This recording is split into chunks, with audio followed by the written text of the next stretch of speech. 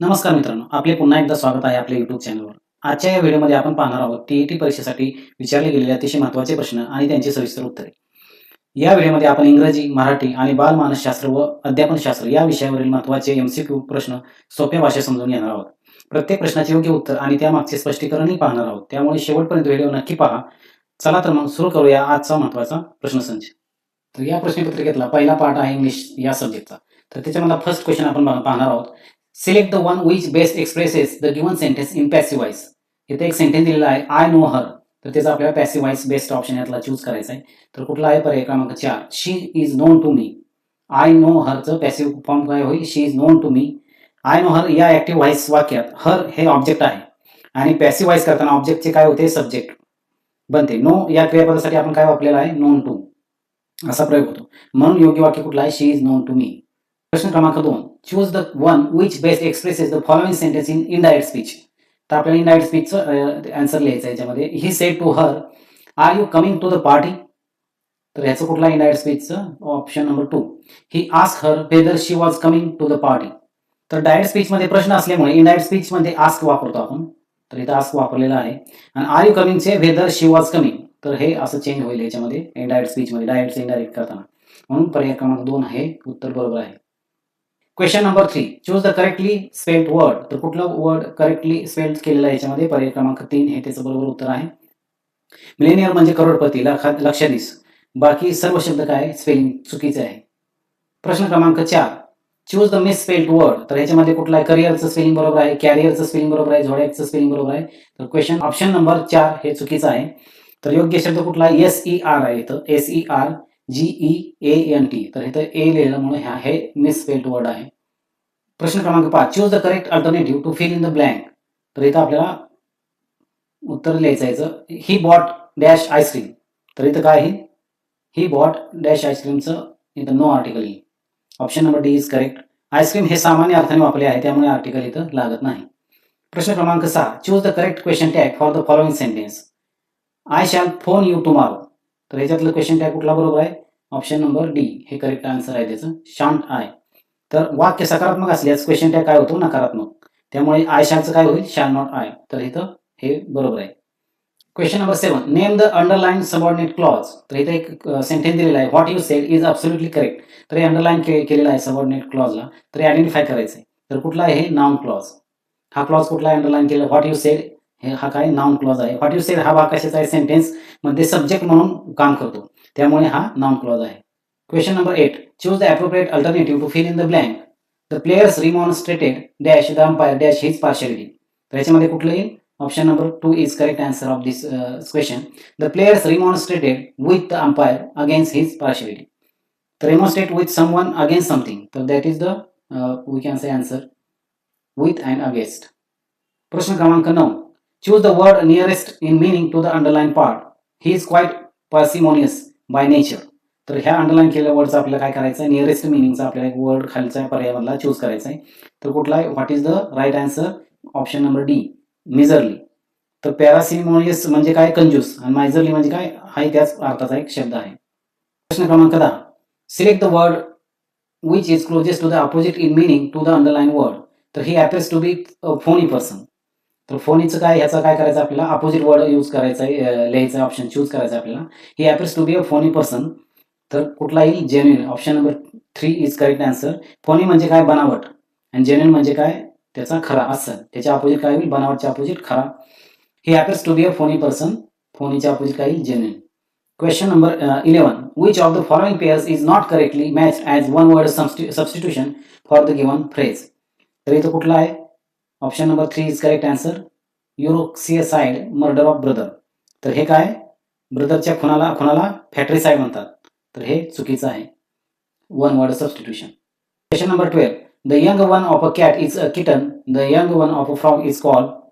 तर काय म्हणतो आपण त्याला, फ्रॉगच्या पिल्लाला काय म्हणतात, ऑप्शन नंबर 4 टॅडपोल. तर बेडकाच्या पिल्लाला काय म्हणतो आपण, tadpole. Question number 13, the cry of a dog is bark, the cry of an ape is called. तर काय होईल ह्याचा answer, option number 2 is correct, gibber. ॲपचा आवाज काय असतो, त्याला काय म्हणतो आपण, गिबर म्हणतो. Question number 14, Sudhir is afraid of books, his family thinks that he is suffering from.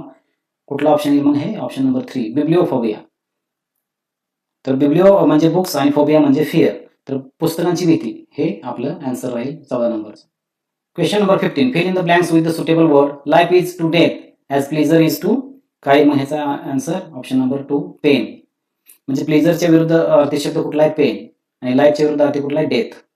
Question number 16 choose the correct meaning of the underline idiom in the sentence. We should guard against our green eyed friends. तर green आईडचं meaning आपल्याला शोधायचं आहे याच्यामध्ये. Green eyed म्हणजे काय jealous friend. We should guard against our jealous friends. Jealous green eyed म्हणजे काय मस्करी करणे किंवा हेवेखोरपणा जो असतो त्याला जेलस आपण म्हणतो. Question number 17 choose the most suitable verb phrase for the sentence. While giving evidence in the court she dash. काय सेंटेन्स दिलेला आहे त्यांनी. While giving evidence in the court she dash काय broke down with. Next option काय बघू आपण. Broke down. तर option number 4 is correct answer of this question. तर ब्रोक डाऊन म्हणजे भावनिकदृष्ट्या कोसळणे किंवा काय म्हणतो आपण त्याला रडू येणे. Question number 18 select the combination of number so that letters arrange accordingly will form a meaningful word. तर इथे एक लेटर्स दिलेले आहे. लेटर कुठले कुठले RUSGA आणि त्याच्या खाली त्याचे नंबर. आरचा नंबर 1 आहे, यूचा 2 आहे, एसचा 3 आहे आणि जीचा 4 आणि एचा 5. तर आपल्याला काय करायला सांगितलं आहे इथं. Accordingly will form a meaningful word arrange करायचं आपल्याला की जेणेकरून ह्या वर्डला काय मिनिंग नाही. तर आपल्याला मिनिंगफुल वर्ड यूज करायचा आहे लिहायचा आहे. तर कुठला होईल ह्याचा मिनिंगफुल वर्ड शुगर.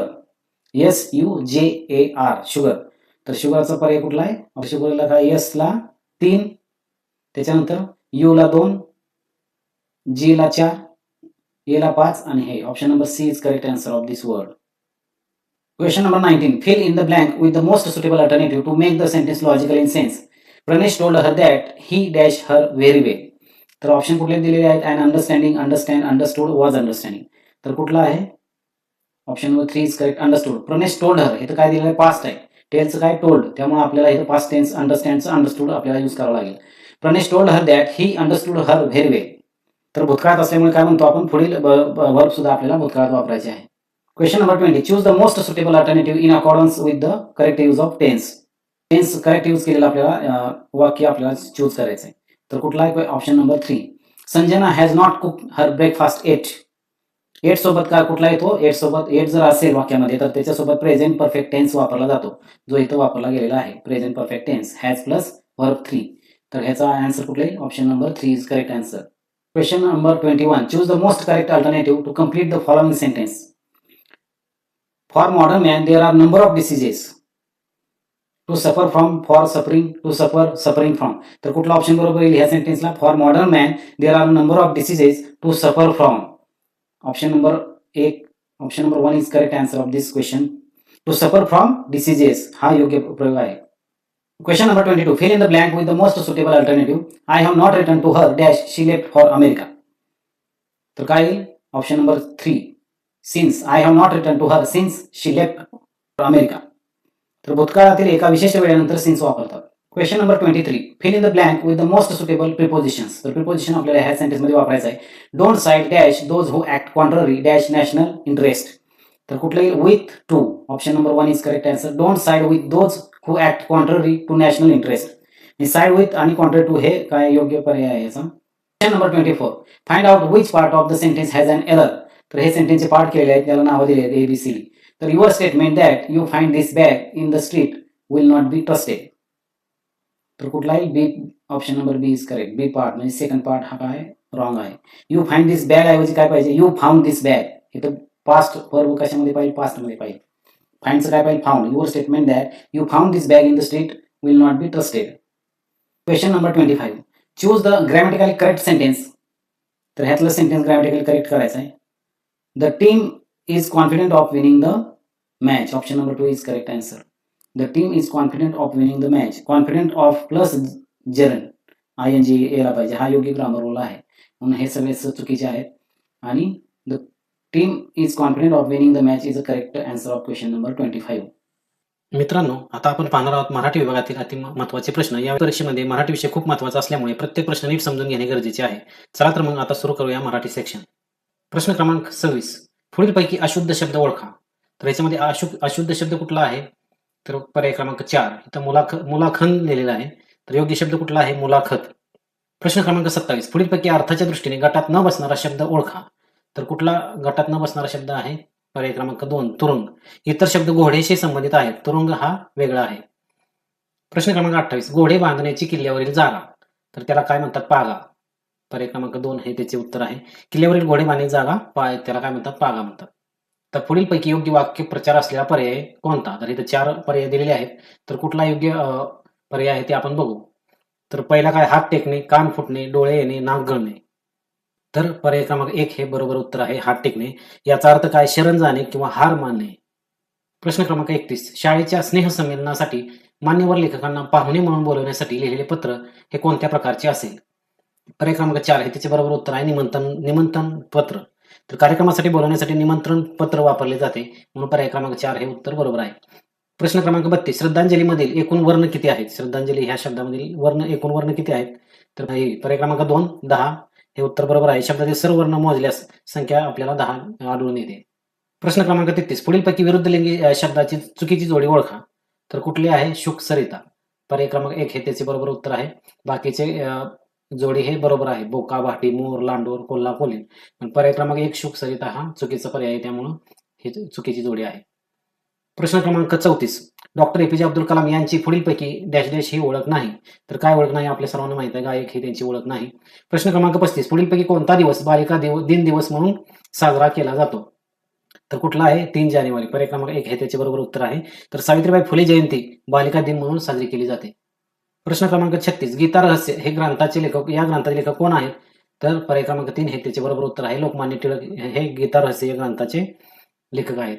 प्रश्न क्रमांक 37 पिशवीत काय हे कुणालाच माहित नाही. अधोरेखित सर्वनामाचा प्रकार ओळखा. तर हे अधोरेखित सर्वनाम आहे कुणालाच.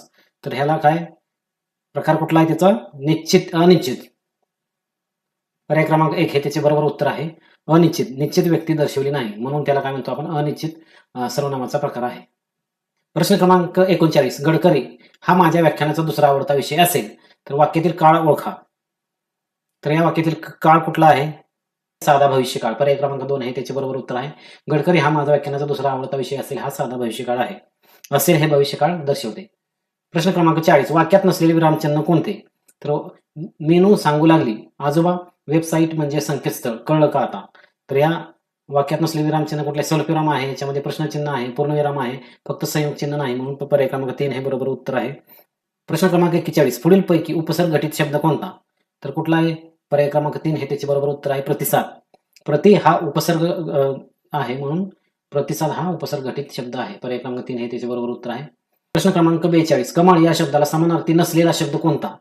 तर कुठला आहे? अग्रज. पर्याय क्रमांक 2 हे त्याचे बरोबर उत्तर आहे. अग्रज म्हणजे काय? मोठा भाऊ, म्हणून हा समानार्थी नसलेला शब्द आहे कमळ या शब्दाला. प्रश्न क्रमांक 43 पुढीलपैकी विरुद्धार्थी शब्दांची योग्य जोडी कोणती? पर्याय क्रमांक 4 हे त्याचे बरोबर उत्तर आहे. नवे, जुने हे योग्य विरुद्धार्थी शब्द आहेत. प्रश्न क्रमांक 44 पूजा उद्या येणार आहे ना, वाक्याचा प्रकार कोणता आहे?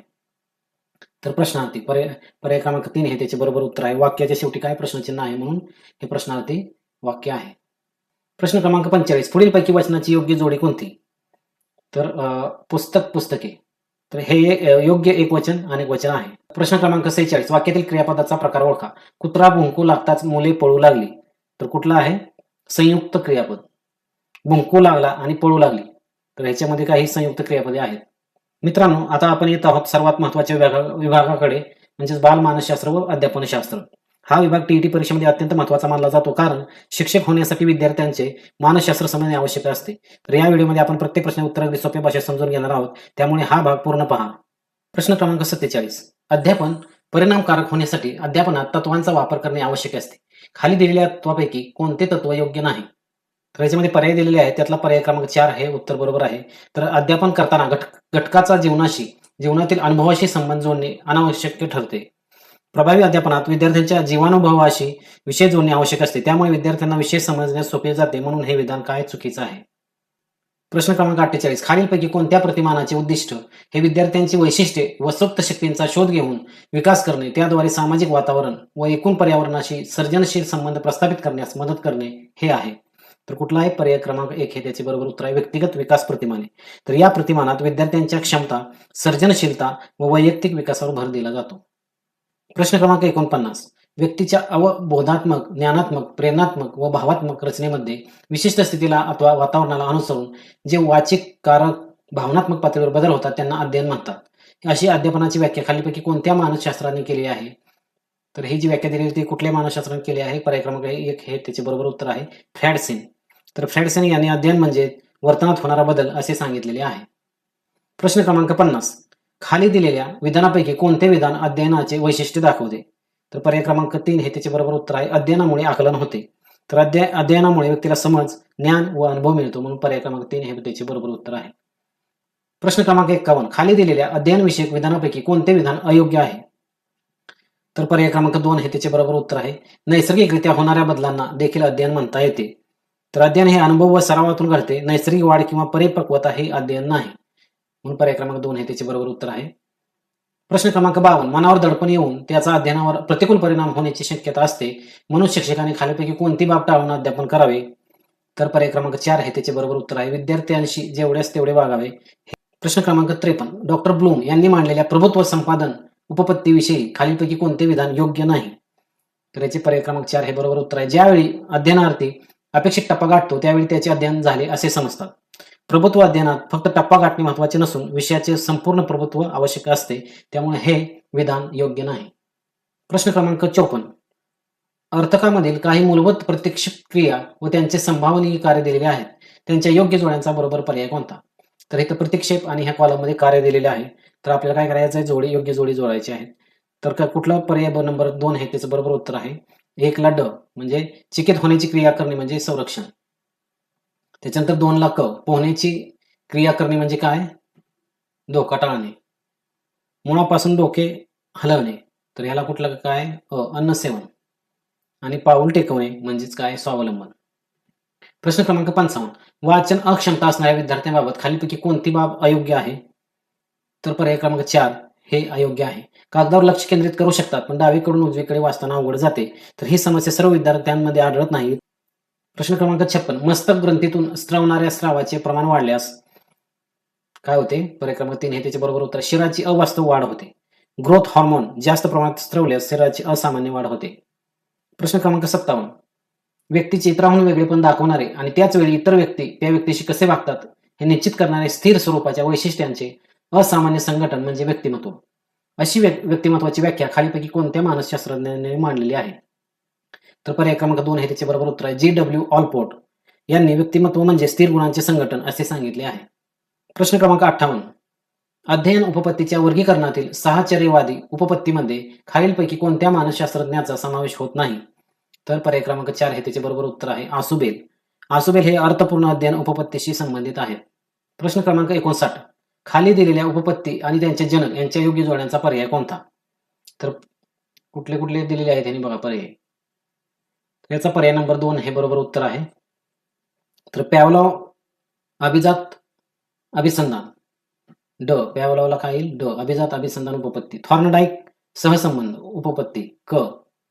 त्याच्यानंतर कोहलर मर्मदृष्टी उपपत्ती. त्याच्यानंतर स्किनर साधक अभिसंधान उपपत्ती म्हणून पर्याय क्रमांक 2 हे त्याचे बरोबर उत्तर आहे.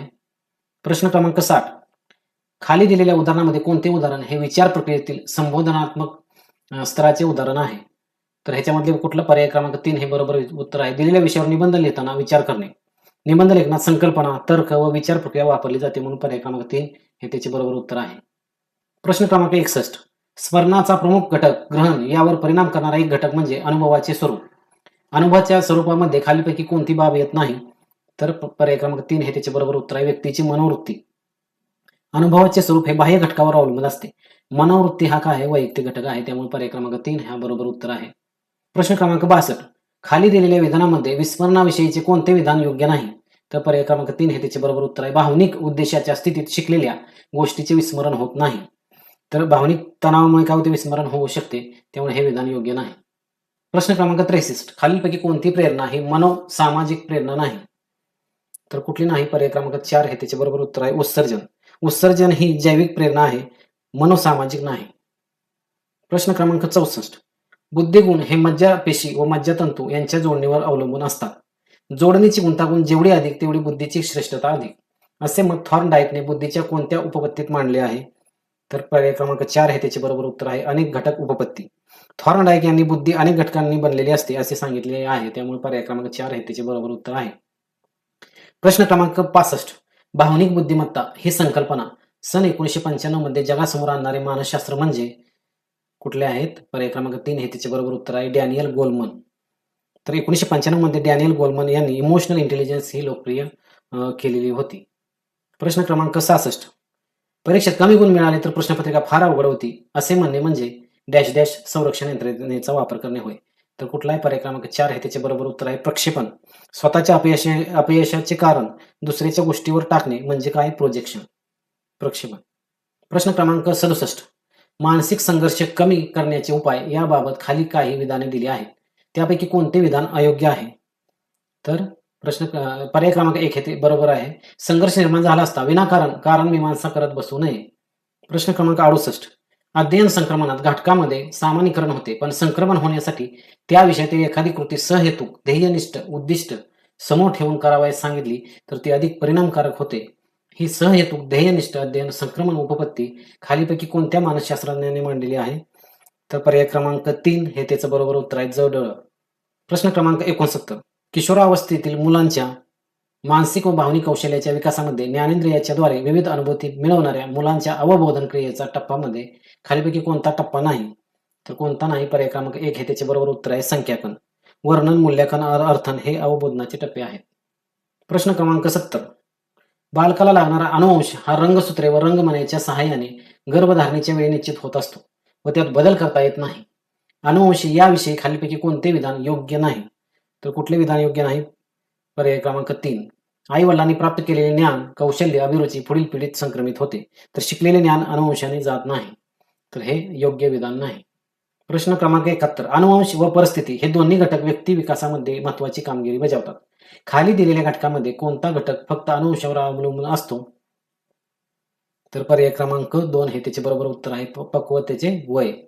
परिपक्वता मुख्यतः जैविक व अनुवंशिक घटकावर अवलंबून असते. प्रश्न क्रमांक 72. संवेदना निर्माण होण्यासाठी खालीपैकी कोणकोणत्या बाबींची गरज असते? तर बाह्य हे तर दिलेले आहेत वाक्य तर त्याचे पर्याय आपण बघू पर्याय कुठलेले आहेत. तर पर्याय क्रमांक 4 हे त्याचे बरोबर उत्तर आहे अ ब ड. अ कुठला आहे? तर बाह्य उद्दीपकांची गरज असते, सक्षम ज्ञानेंद्रियांची गरज असते आणि मज्जासंस्थेची गरज असते. प्रश्न क्रमांक 73. एखादे उद्दीपक अपूर्ण असेल तर त्याला पूर्णत्व आणण्याचे काम मज्जासंस्था करते. उदाहरणार्थ EDN यामध्ये गाळलेल्या भागांचा विचार न करता आपल्याला पूर्ण अवबोध होतो. हे अवबोधाच्या खालीलपैकी कोणत्या तत्वामुळे घडते? तर पर्याय क्रमांक 3 हे त्याचे बरोबर उत्तर आहे सातत्य. मेंदू अपूर्ण माहिती पूर्ण स्वरूपात समजून घेतो, त्यामुळे सातत्य हे बरोबर उत्तर आहे.